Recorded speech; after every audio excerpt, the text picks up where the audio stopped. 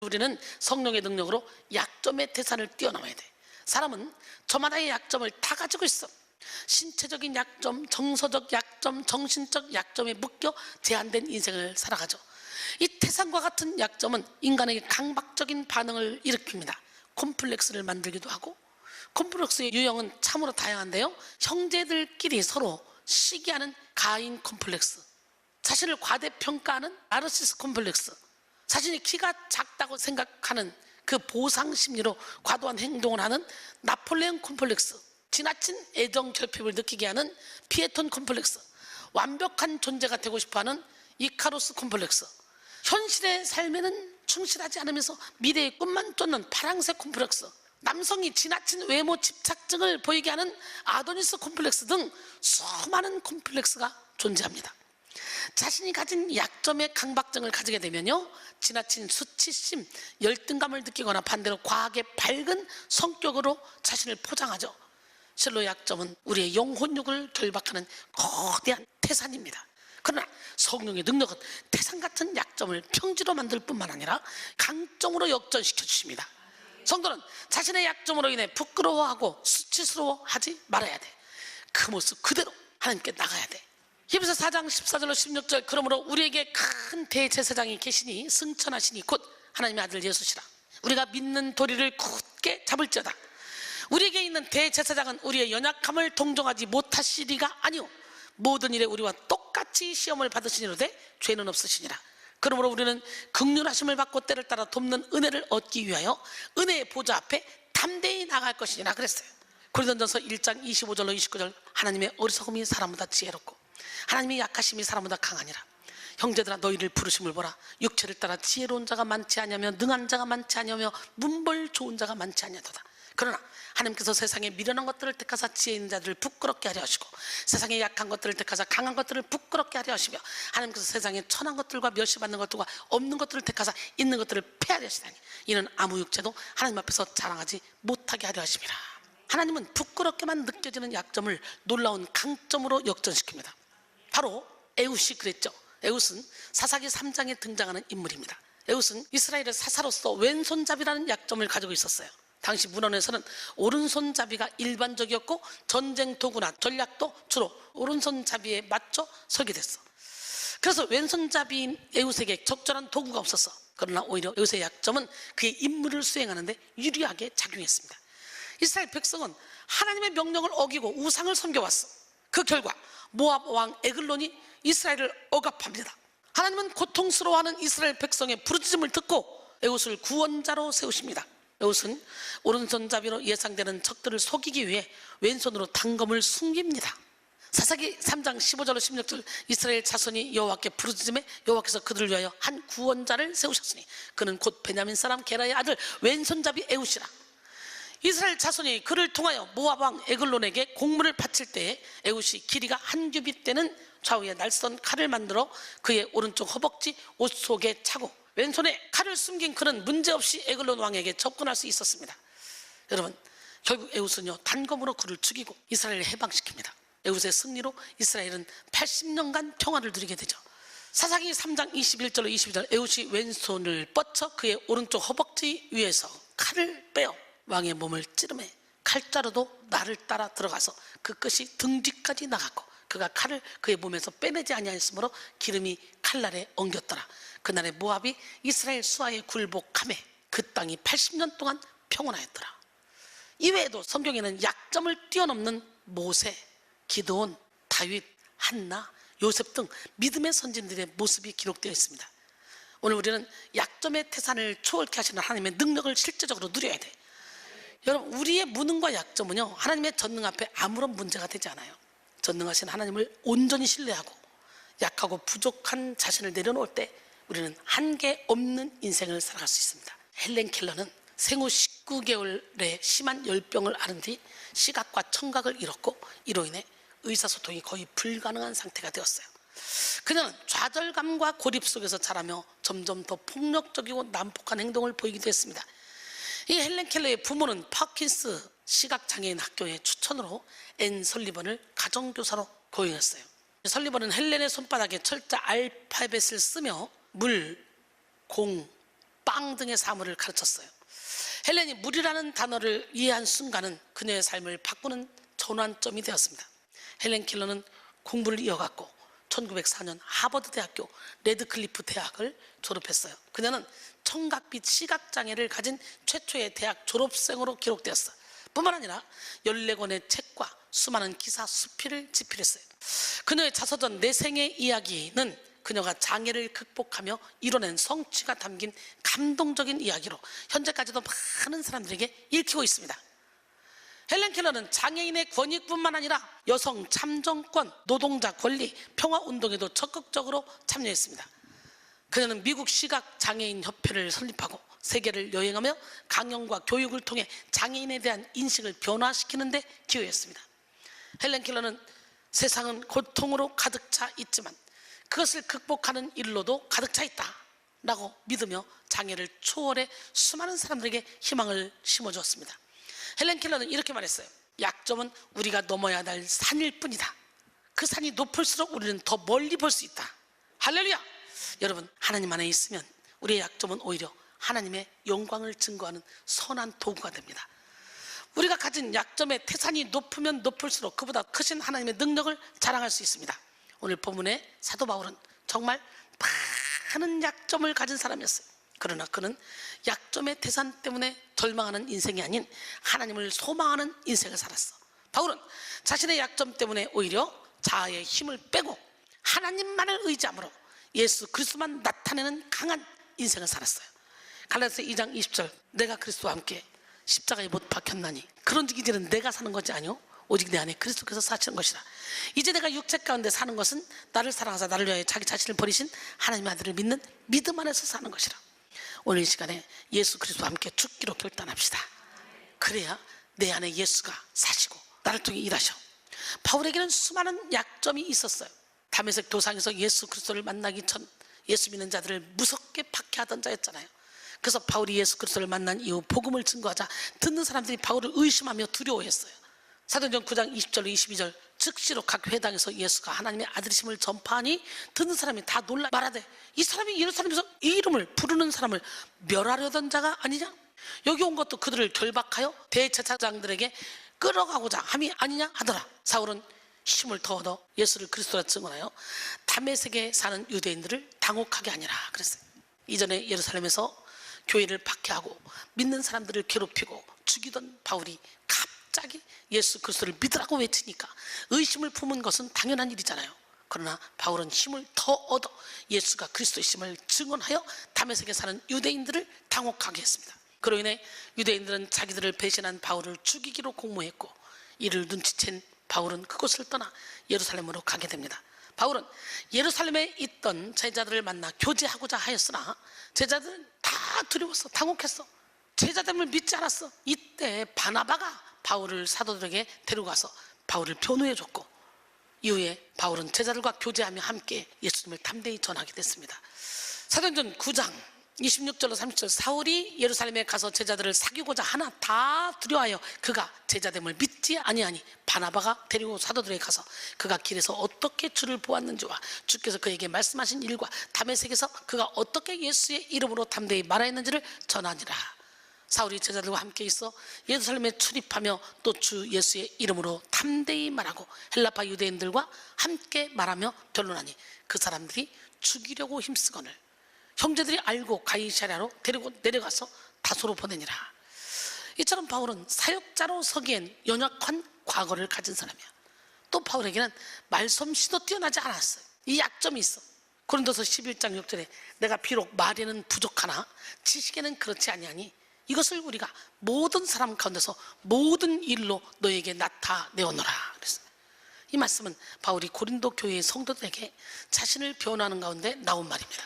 당시 고린도 교회에는 바울의 사도적 권위를 의심하거나 그의 능력을 평가절하하는 사람들이 있었습니다. 특히 바울의 말솜씨가 뛰어나지 않다는 지적을 받은 것으로 보입니다. 고린도서 10장 10절에요. 그들의 말이, 그의 편지들은 무게가 있고 힘이 있으나 그가 몸으로 대할 때는 약하고 그 말도 시원하지 않다니. 고대 그리스에서는 화려한 수사와 웅변술이 중요한 덕목으로 여겨졌기 때문에 바울이 웅변술에서 부족한 점이 있다는 평가를 받았을 가능성이 아주 크죠. 심지어 2세기 문헌에는 바울의 외모에 대해 체구가 작고 양 눈썹이 붙었으며 코가 좀 크고 머리는 벗겨졌으며 다리가 무부정하고 단단한 몸을 가진 은혜가 충만한 사람이었다라는 기록도 보여집니다.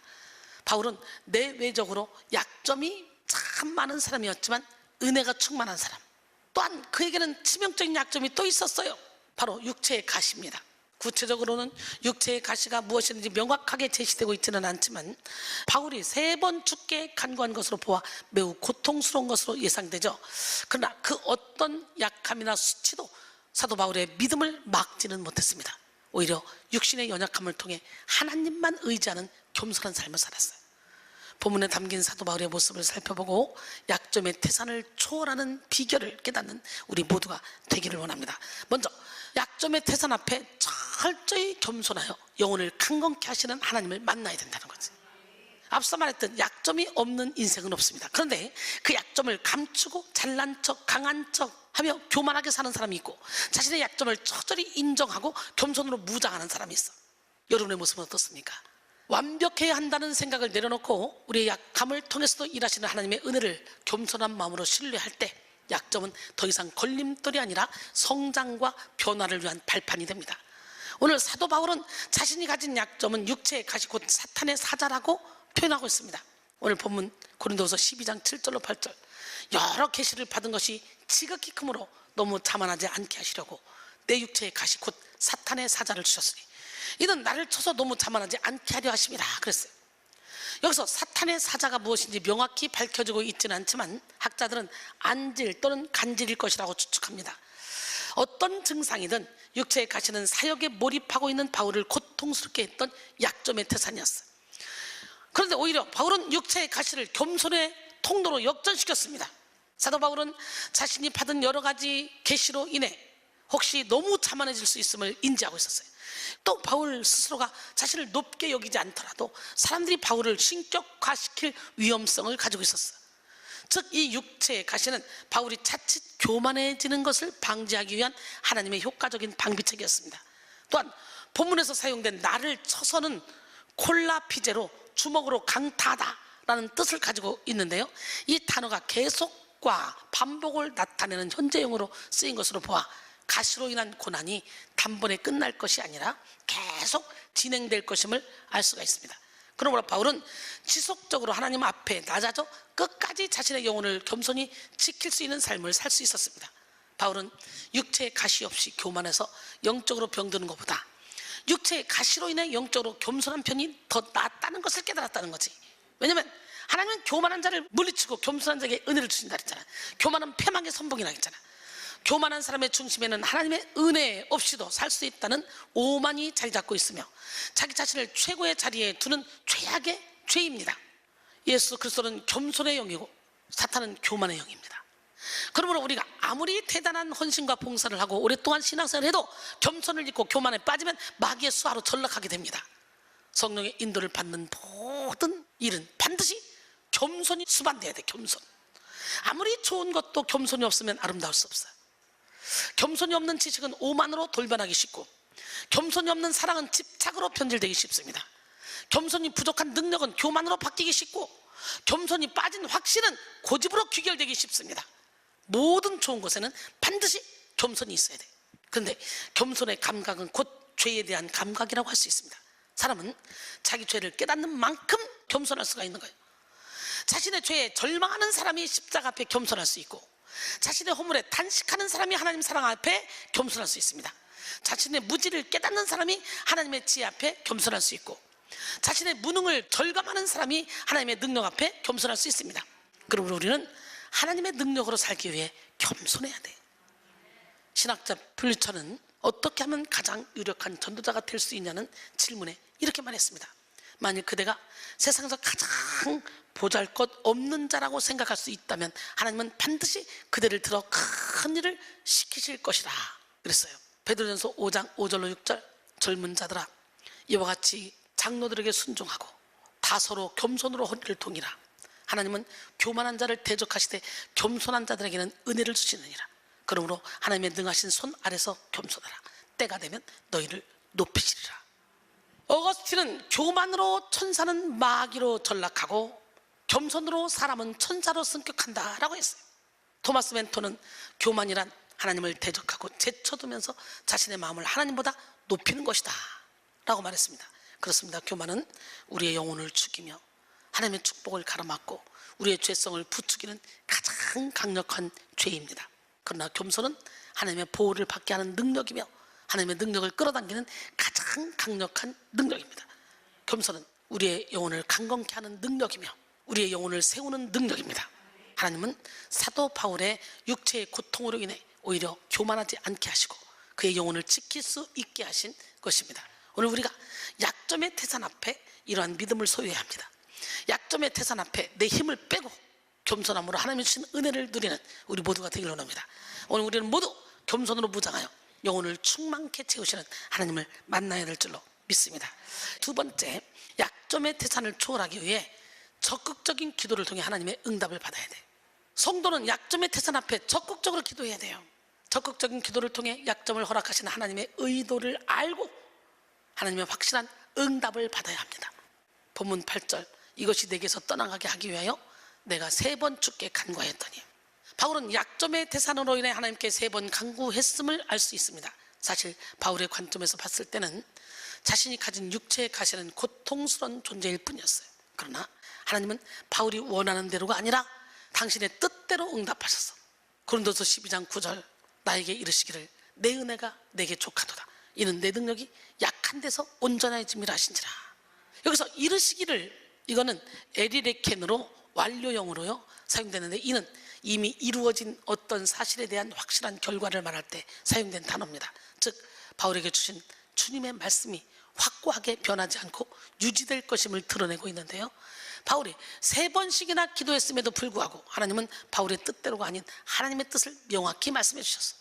하나님은 바울에게 내 은혜가 내게 족하도다 라고 응답하셨어요. 이렇게 하나님은 때로 우리에게 아니다의 응답을 주실 때가 있습니다. 하나님의 응답에 바울은 더 이상 자신을 주장하지 않고 하나님의 뜻을 인정했습니다. 본문 9절에 내 능력이 약한 데서 온전해짐이라. 여기서 온전해짐이라로 번역된 텔레이타이는 완전하게 하다, 완성되다 라는 뜻을 가지고 있습니다. 이는 인간의 약함 속에서 하나님의 능력이 완전해져 가는 비결을 밝히고 있습니다. 지금까지 바울은 복음을 전하면서 수많은 기적을 경험했습니다. 그의 기도로 귀신이 떠나가고 그의 찬송으로 굳게 잠긴 옥문이 열리기도 하고 그가 기도했을 때 죽은 사람이 살아나기도 했어. 유두구가 살아났잖아. 그런데 정작 바울은 자기 육체에 가시를 놓고 기도할 때는 하나님께 고침을 받지 못했어. 지금까지 바울은 자신의 몸을 찌르는 가시 때문에 한없이 낮아지는 경험을 했을 것입니다. 바울은 육체의 가시가 자신을 찔러올 때마다 한없는 초라함, 비참함, 절망과 고통을 느꼈을 거예요. 이 가시로 말미암아 결정적인 순간마다 한없이 낮아지는 자신을 발견했을 거예요. 그런데 하나님은 가시를 제거해달라는 바울의 기도에 치료의 응답 대신 깨달음의 응답을 주셨어. 바울은 자신이 가진 육체의 가시가 하나님이 주신 선물이라는 것을 알았고 이것을 은혜로 받아들였어. 고린도서 1장 8절을 구해 보니까 형제들아 우리가 아시아에서 당한 환난을 너희가 모르기를 원하지 아니하노니 힘에 겹도록 심한 고난을 당하여 살 소망까지 끊어지고 우리는 우리 자신이 사형 선고를 받은 줄 알았으니 이는 우리로 자기를 의지하지 말고 오직 죽은 자를 다시 살리시는 하나님만 의지하게 하십니다. 여러분 우리의 고난 우리의 약점은 오직 하나님만 의지하게 하려고 하나님이 우리에게 잠시 허락한 거야. 육체의 가시로 인해 오히려 하나님의 능력이 자신에게 머무는 것이 은혜임을 깨달았습니다. 오늘 우리 또한 약점의 태산 앞에 기도함으로 하나님의 응답을 받아야 돼요. 물론 바울처럼 하나님이 우리의 약점을 거둬가시지 않으실 수 있어요. 그러나 하나님은 우리의 약점이 무색하리만큼 그 사랑과 은혜로 함께 하신다는 사실을 알게 하십니다. 성도는 내가 가진 약점보다 더 큰 은혜와 사랑으로 호유하시는 하나님의 능력을 깨달아야 돼. 또한 내 약점을 통해 일하시는 하나님의 역사를 기대해야 합니다. 이후 바울은 자신의 약점으로 인해 하나님의 강하심이 극명하게 나타난다는 사실로 인해 기뻐했습니다. 하나님이 약점을 거둬가시지는 않았지만 이제 바울에게 육체의 가시는 더 이상 약점의 태산이 아니었습니다. 오히려 하나님이 역사하시는 은혜의 발판이 된다는 사실을 깨달았어요. 사랑하는 성도 여러분, 약점의 태산이 오히려 하나님이 일하시는 은혜의 시작점이 된다는 사실을 깨닫고 기뻐하시기 바랍니다. 영국의 청교도 가운데 한 사람이었던 존 버녀는 복음을 전파하다가 가톨릭의 허락 없이 전도한다고 해서 종교 재판을 받고 감옥에 들어가게 되죠. 그는 대단히 활동적인 성격의 소유자였어. 그런 그가 감옥에 갇혀서 무료하게 시간을 보내고 있으니 참으로 답답했습니다. 그래서 그는 간절한 마음으로 하나님께 기도했어. 하나님, 저는 제 생명이 다하는 그날까지 열심히 복음을 전하다가 하나님 나라에 가고 싶습니다. 그러니 속히 제가 이곳을 나갈 수 있게 해주시옵소서. 어느 날 그는 기도 가운데 세미한 음성을 들었어요. 내 은혜가 내게 족하도다. 내 능력이 약한 데서 온전해집니다. 그는 이 말씀을 가만히 묵상하는 가운데 큰 은혜를 받았습니다. 그렇구나. 내가 비록 감옥에 갇혀있다 할지라도 하나님은 나에게 변함없이 족한 은혜를 베풀고 계시는구나. 이런 사실을 깨닫자 지긋지긋하게 여겨졌던 감옥 생활도 그에게는 천국처럼 여겨지게 됐어요. 그는 감옥에서 장장 12년 동안 갇혀 있었어. 그는 매일 하나님의 말씀을 깊이 묵상하는 가운데 하나님과 깊은 영적인 교제를 나눌 수 있었고, 그렇게 해서 쓰여진 것이 바로 철로역정입니다. 제2의 성경이라고 그러잖아요. 마지막으로 이 약점의 태산을 초월하기 위해 약할 때 하나님의 능력이 임하는 영적 비밀을 깨달아야 돼. 하나님은 약한 자에게 하나님의 능력을 부어주십니다. 성도가 하나님께 쓰임받지 못할 때는 능력이 없을 때가 아니라니까. 자기 힘을 자랑할 때 하나님이 못 써. 능력이 없어서 못 쓰는 게 아니라 힘이 너무 세서 못 써. 오늘 우리는 약할 때 하나님의 능력이 임한다는 영적 비밀을 깨달아야 됩니다. 육에 속한 사람은 강해 보이는 것을 좋아합니다. 똑똑해 보이고 아름다워 보이고 지식 있어 보이는 걸 좋아합니다. 그래서 자신의 약함을 감추고 강해져야 인정을 받을 수 있다고 생각하는 거예요. 그래서 자꾸 가면을 쓰는 거예요. 자꾸 가시옷을 입는 거예요. 척척박사기를 막 따가지고 가지고 다니는 거예요. 오늘 척척박사 십자가에 못 박읍시다. 잘난 척, 있는 척, 아는 척 하며 살아왔네. 행복한 척, 똑똑한 척, 척척박사였던 나의 삶. 잘난 척, 있는 척, 아는 척 하며 살아왔네. 행복한 척, 똑똑한 척, 척척박사였던 나의 삶. 상처로 가득한 삶, 사람들의 인정을 구하는 삶. 고아의 영에 사로잡혀 가식적인 삶을 살았네. 가정의 불화, 삶의 고난동에 만나주신 하나님. 이제는 주의 사랑에 빚진 자임을 깨달았네. 그 사랑 전하는 자로 살아가네. 나는 이제 행복해 생명 걸고 주의 일하니. 그 사랑 전하는 자로 살아가네. 나는 이제 행복해 생명 걸고 주의 일하니. 가정의 불화, 삶의 고난동에 만나주신 하나님. 이제는 주의 사랑에 빚진 자임을 깨달았네. 그 사랑 전하는 자로 살아가네. 나는 이제 행복해 생명 걸고 주의 일하니. 생명 걸고 주의 일하니. 자신의 약점을 감추고 강해져야 인정받을 수 있다고 생각하는 사람이 많은데 오늘 가면을 벗읍시다. 영에 속한 사람은 영적인 비밀을 알고 무지하고 연약한 자신의 모습을 있는 대로 그대로 드러냅니다. 하나님 앞에, 사람 앞에 솔직한 모습, 어린아이 같은 모습으로 나갑니다. 예, 존 파이퍼는 영적인 성숙은 자신의 약함을 인정하고 그 약함을 통해 하나님의 은혜를 구하는 데 있다 라고 했어요. 오늘 본문 고린도서 12장 9절로 10절, 그러므로 도리어 크게 기뻐함으로 나의 여러 약한 것들에 대하여 자랑하리니 이는 그리스도의 능력이 내게 머물게 하려 함이라. 그러므로 내가 그리스도를 위하여 약한 것들과 능력과 궁핍과 박해와 곤고를 기뻐하나니 이는 내가 약한 그때 강함이라. 할렐루야. 예, 여기서 머물게로 번역된 에피스케노세는 장막을 치다라는 뜻을 가진 에피스케노의 가정법인데요, 핫제는 여호와의 영광이 성막 안에 있었던 것처럼 내게 머물게 하려 함이라는 의미로 해설했습니다. 바울은 오직 예수 그리스도의 능력이 자신에게 나타나기를 간절히 소망하고 있습니다. 더 나아가 바울은 인간의 연약함이 하나님의 능력을 나타낼 수 있는 절호의 기회라고 잘 알고 있었어요. 그로 인해 그는 오히려 기뻐했어. 기쁨으로 자신의 약함을 자랑하는 삶을 살았습니다. 철저히 자신을 낮추고 하나님의 강하심만을 자랑하는 능력의 삶을 살았어요.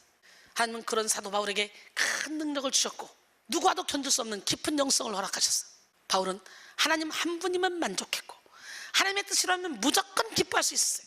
바울은 자신보다는 하나님을 자랑할 때 행복했고 자신의 약함을 통하여 하나님의 강하심이 드러나는 것으로 인해 만족하고 자족했습니다. 그러나 자신을 하나님께 드리지 못한 성도는요, 당장 연약함을 해결받지 못하면 기쁨을 잃어버려 시시때때로 변하는 감정과 얕은 믿음으로 인해서 기쁨은커녕 불안한 삶을 살아가죠. 사랑하는 성도 여러분, 자신의 육체까지도 완전히 하나님께 내어드린 사도 바울처럼 우리도 우리의 전 존재를 하나님께 맡겨 약점의 태산 앞에서 좌절하는 것이 아니라 오히려 기뻐해야 합니다. 오히려 여러분 모두 약할 때 강한 능력을 부어주시는 영적 비밀을 깨닫고 자유하시기 바랍니다. 결론적으로 오늘 우리는 약점의 태산이라는 제목으로 은혜를 나눴어요. 성령의 능력은 인생의 태산을 초월하게 하십니다. 성도는 육의 힘을 빼고 성령의 능력을 덧입어 약점의 태산을 뛰어넘어야 돼. 하나님은 부끄럽게만 느껴지는 약점을 놀라운 강점으로 역전시키셔. 하나님 안에 있으면 우리의 약점은 오히려 하나님의 영광을 증거하는 선한 도구가 됩니다. 우리가 가진 약점의 태산이 높으면 높을수록 그보다 더 크신 하나님의 능력을 자랑할 수 있습니다. 약점의 태산을 초월하는 비결이 뭐냐? 약점의 태산 앞에 철저히 겸손하여 영혼을 강건케 하시는 하나님을 만나야 된다 그랬죠. 적극적인 기도를 통해 하나님의 응답을 받아야 된다 그랬죠. 약할 때 하나님의 능력이 임하는 영적 비결을 깨달아야 된다 그랬어요. 사랑하는 성도 여러분, 약할 때 강함되시는 하나님을 만남으로 태산을 초월하여 하나님의 영광을 나타내는 삶을 사시기를 주님의 이름으로 축원합니다.